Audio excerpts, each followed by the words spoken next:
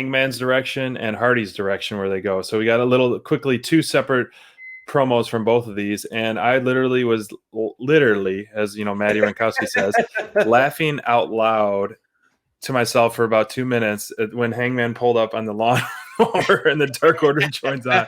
It almost tipped back, and we heard about it on BT, and then we also heard about it on tonight, where he spent his money. He bought a lawnmower, he got some whiskey, what and a great throwback.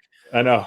So, the lawnmower with Brody Lee. So this was a great little segment with this. And then we also saw Matt Hardy, how he's saying needs more money. And, we are fans of TH2. We love TH2. Thank you, Angelico fan page, for joining us tonight. And we really like them as the debt collectors. I don't know if someone got hurt or what the booking with that is, but we saw Matt Hardy add more clients with the Butcher and the Blade, which is going to be absolutely madness when they decided to add that to their arsenal, essentially. So that's going to be a great match, the 5-on-5, and how Hardy, is coming for the Dark Order still. So this feud isn't over, which I'm happy it's not, because I think it's just going to be furthered. And we love Butcher and Blade. We love Private Party. So this is going to be some exciting matches ahead of us for sure. Absolutely, man. Absolutely. I think that there's a lot that we could dissect in each individual segment. Obviously, I thought it was interesting with 5 kind of being left behind and kind of like the typical, the runt of the litter when they drove off in the lawnmower.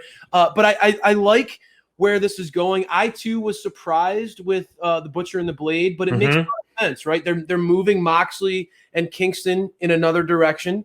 Yep. And with that, Kingston is becoming kind of on his own again and kind of a little bit more babyface vibe.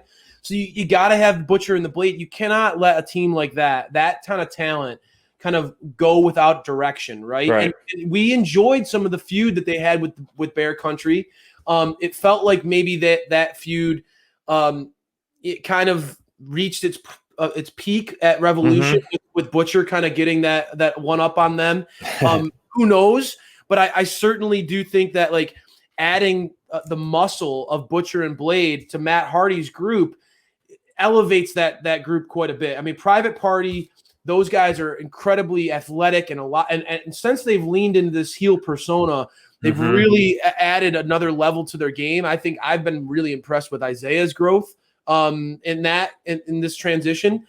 But having a veteran tag team, well, I mean, when you see what the Blade can do in the ring, and obviously we like Butch a lot. We like his size. We like what he can do with throwing around his size.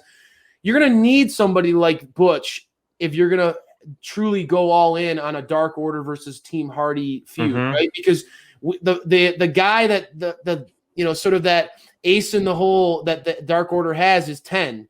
Who we here think 10 has a lot of potential.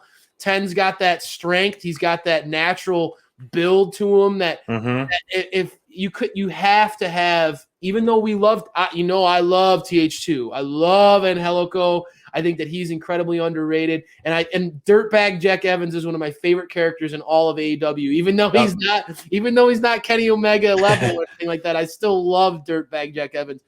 But if you're going to have Matt Hardy's group feud with the Dark Order, you have to have some extra muscle in there. And that's for sure. And goes to Matt Hardy's brilliance. Very, very smart guy. Love this. I love the potential of these matches down the road. Think that there's a lot that we could still see. And I'm glad that it's not over with just at the pay-per-view. Absolutely. And I can't wait for this, man. And